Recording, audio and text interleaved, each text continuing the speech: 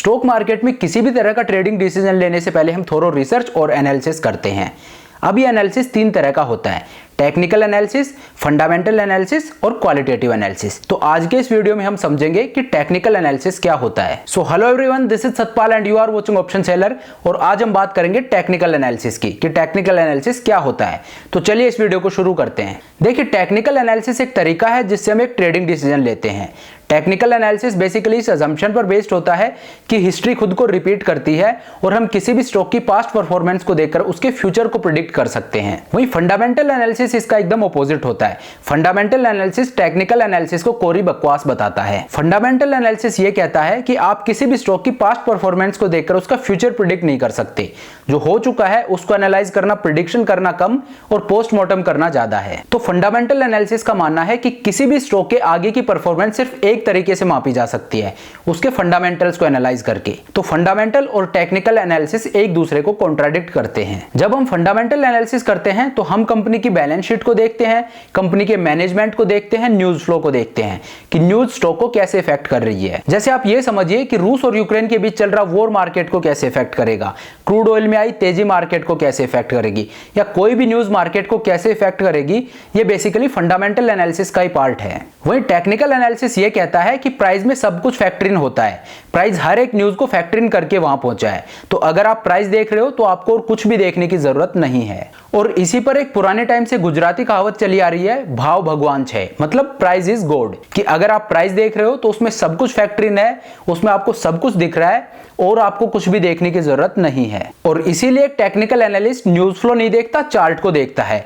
और फिर अपना ट्रेडिंग डिसीजन लेता है कि कहां सपोर्ट है, कहां रेजिस्टेंस है और उसके अकॉर्डिंग बाय या सेल करता है। ठीक है, तो आप समझ गए कि टेक्निकल एनालिसिस में हम पास्ट परफॉर्मेंस को देखकर और फ्यूचर में क्या हो सकता है उसको प्रिडिक्ट करने की कोशिश करते हैं। लेकिन टेक्निकल एनालिसिस भी कई तरह का होता है। जैसे टेक्निकल इंडिकेटर बेस्ड एनालिसिस होता है, कैंडलस्टिक पैटर्न बेस्ड एनालिसिस होता है, प्राइस एक्शन बेस्ड एनालिसिस होता है। ये डिफरेंट टाइप ऑफ एनालिसिस क्या होते हैं, इंडिकेटर्स क्या होते हैं, प्राइस एक्शन क्या होता है, कैंडलस्टिक पैटर्न क्या होते हैं, ये सब मैं आगे आपको बताऊंगा।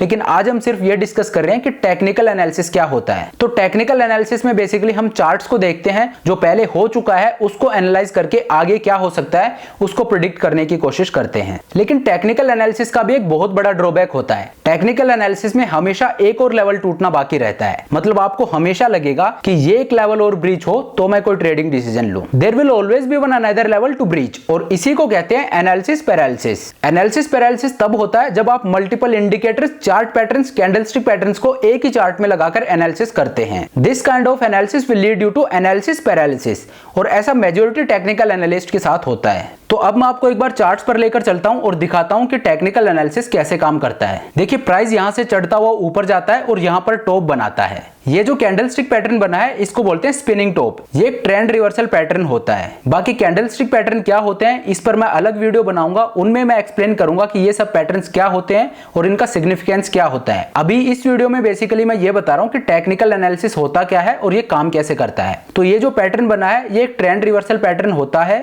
अभी आप ये समझिए कि मार्केट नीचे से ऊपर जा रहा है और यहाँ पे मार्केट ने टॉप बनाया है और यहाँ से मार्केट ने गिरना शुरू किया।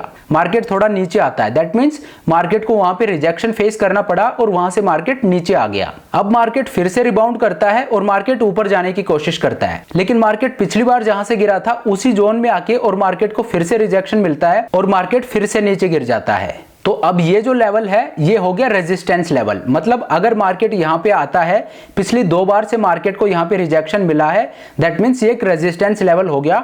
तो जब अगली बार मार्केट यहाँ आएगा तो हम यहाँ पे सेल कर सकते हैं। ये लेवल मार्केट के लिए रेजिस्टेंस लेवल है। और इसी तरह से हम पास्ट परफॉर्मेंस को देखकर और सपोर्ट को भी ड्रॉ कर सकते हैं। देखिए, मैं आपको दिखाता हूं। देखिए, मार्केट ऊपर से नीचे गिरता हुआ जाता है और यहां पर मार्केट को सपोर्ट मिलता है और यहां से मार्केट ऊपर जाने की कोशिश करता है, लेकिन मार्केट थोड़ा सा ऊपर जाके और फिर से गिर जाता है। लेकिन अब आप देखिए कि पिछली बार मार्केट जहां से रिबाउंड हुआ था, जहां मार्केट को सपोर्ट मिला था, उसी जोन में आके और मार्केट फिर से सपोर्ट लेता है और वापस ऊपर जाना शुरू होता है। लेकिन अब आप देखिए, पिछली बार मार्केट जहां पे ऊपर जाके और जहां से गिरा था मार्केट, जहां से मार्केट को रिजेक्शन मिला था, उसी जोन में जाके, उसी लेवल पे जाके मार्केट फिर से गिरता है और दोबारा सपोर्ट मार्केट ने कहां पे लिया है, जहां पे पिछली 2 बार से सपोर्ट ले रहा है। मतलब ये मार्केट के लिए एक सपोर्ट लेवल हो गया और मार्केट 2 बार यहां से सपोर्ट ले चुका है। तीसरी बार भी मार्केट यहां गिरता है और सपोर्ट लेकर वापस ऊपर जाता है। लेकिन आप देखिए पिछली 2 बार से मार्केट को जहां से रेजिस्टेंस मिल रहा है दोबारा से उसी लेवल से मार्केट को रिजेक्शन मिलता है और मार्केट फिर से नीचे आता है और फिर से मार्केट ने कहां पे सपोर्ट लिया, जहां से पिछली 3 बार से सपोर्ट ले रहा है।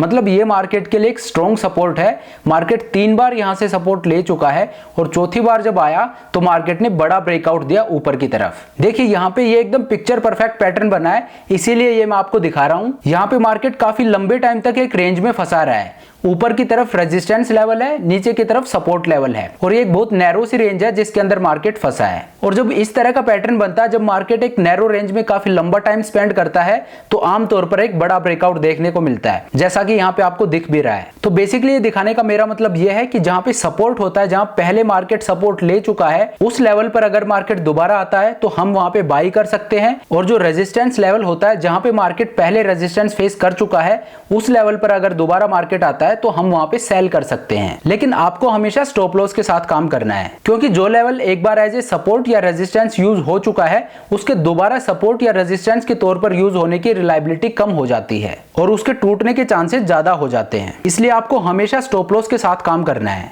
वैसे मैं इस पर भी अलग वीडियो बनाऊंगा कि किस केस में आपको सपोर्ट और रेजिस्टेंस को देखकर ट्रेड लेना है और कब आपको ये स्पॉट करना है कि ये सपोर्ट और रेजिस्टेंस फेक है। इन सब पर मैं अलग वीडियो बनाऊंगा। यहां पर ये सब दिखाने का मेरा मकसद सिर्फ ये है कि टेक्निकल एनालिसिस बेसिकली होता क्या है। इसी तरह से आप टेक्निकल इंडिकेटर्स को देखकर भी एनालिसिस कर सकते हो।